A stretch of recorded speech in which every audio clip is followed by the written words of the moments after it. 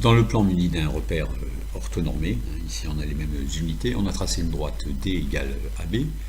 Alors on rappelle que pour n'importe quel point M du plan, il a une abscisse, souvent notée X, une ordonnée, souvent notée Y. Voilà.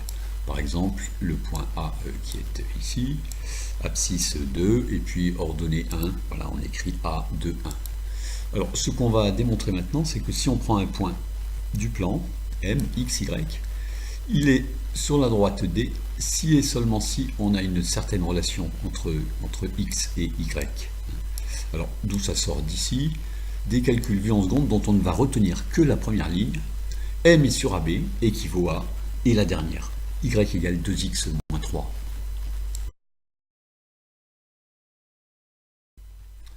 Ce résultat peut se dire de plusieurs façons. On dit que Y égale 2x moins 3, c'est l'équation, parfois on précise réduite, de la droite AB. Voilà. Alors, ceci signifie que la droite D, c'est exactement l'ensemble des points M, de coordonnées x, y, avec x et y qui vérifient cette relation. Ou encore une autre façon de dire la même chose, M est sur la droite D, M, x, y, si et seulement si ces coordonnées vérifient l'équation de la droite, y égale 2x moins 3. Exemple d'utilisation, le point C, 10, 17, est-il sur la droite? Alors, on sait que ça revient à se poser cette question à cause de ce rappel ici.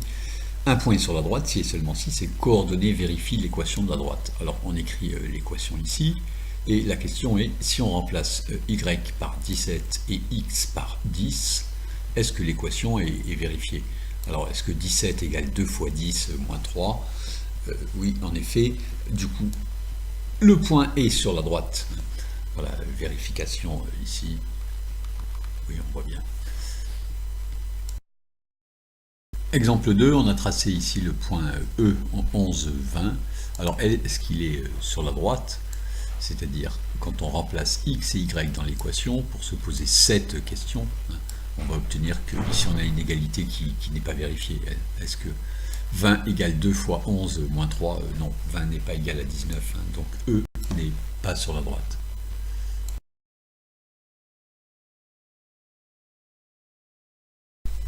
Pour les droites verticales, on a des équations évidentes graphiquement et beaucoup plus simples.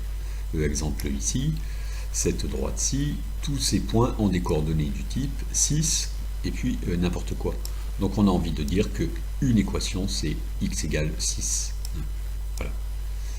De la même façon, si on va ici, on obtient x égale 8, x égale moins 2, etc.